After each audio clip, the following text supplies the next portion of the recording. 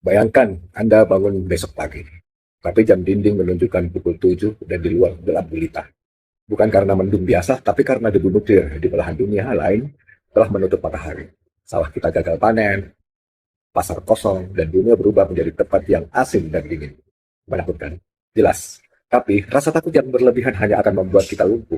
Hari ini saya ingin bicara tentang bagaimana negara kita sedang mencoba menyalakan lampu di tengah potensi kegelapan itu. Dari ketakutan menuju ketenangan. 3 langkah kita. 1. Mengunci pintu sebelum badai datang. Dunia memang sedang panas. Tapi kabar baiknya, Indonesia tidak tinggal diam. Baru-baru ini Presiden Prabowo bertemu dengan tokoh-tokoh MUI. Hasilnya, para ulama kita mendukung keputusan Indonesia bergabung dalam Board of Peace atau Dewan Perdamaian. Artinya apa buat kita? Ini adalah cara kita mengunci pintu.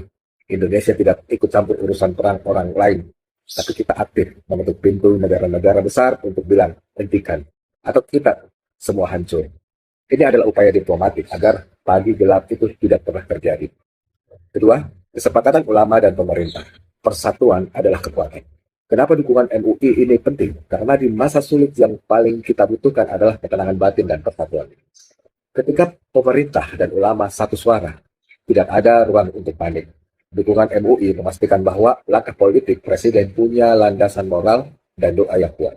Kita bergerak sebagai satu bangsa yang solid, bukan kelompok-kelompok yang tercerai-berai karena takut.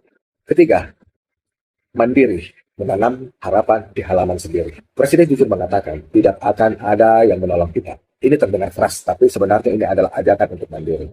Pemerintah kini fokus pada kedaulatan pangan dan energi. Kita mulai belajar untuk tidak bergantung pada barang impor. Jika kita punya lumbung pangan sendiri di setiap desa, kita tidak perlu takut lapar, meski jalur perdagangan dunia terputus.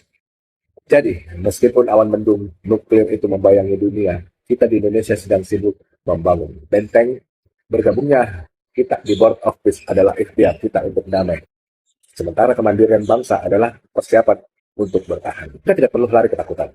Kita hanya perlu bangun, berhenti mengandalkan orang lain, dan mulai percaya pada kekuatan tangan kita sendiri. Seperti kata ulama dan pemimpin kita, bersatu kita teguh, mandiri kita selamat.